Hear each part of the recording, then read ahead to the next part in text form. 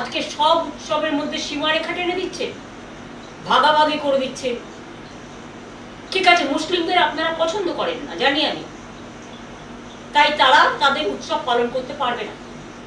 আজান আপনারা চান না, ঠিক আছে, আপনারা একটা কাজ করতে পারেন, ডেসিবেল সাউন্ডটা লিমিট করে দিন,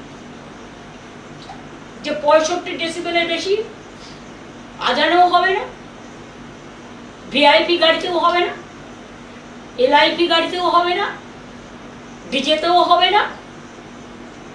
সবার জন্য একই রুল। আইনকে বেআইন করবেন। Law cannot be discriminated between one to another. মনে রাখবেন, আর্টিকেল 14 যেমন আছে সংবিধানে, আমাদের কোডে, আমাদের লয়ে আর্টিকেল 19 আছে, আর্টিকেল 21 আছে। একবারও পড়ে দেখেছেন আইনগুলো কি বলে? আপনার কারো অধিকার কারবার অধিকার আপনার কেউ দেয়নি।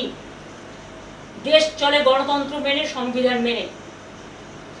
দেশটাকে এইভাবে দুর্লভলুণ্ঠিত করে, ভুলণ্ঠিত করে, অত্যাচারিত করে, কুৎসিত চেহারা, কদর্য চেহারায় নিজেদের মনগুলোকে এক একটা স্তূপাকার জঞ্জালে পরিণত করেছেন।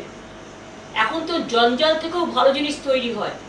মনের জঞ্জালটা একবার পরিষ্কার করবেন।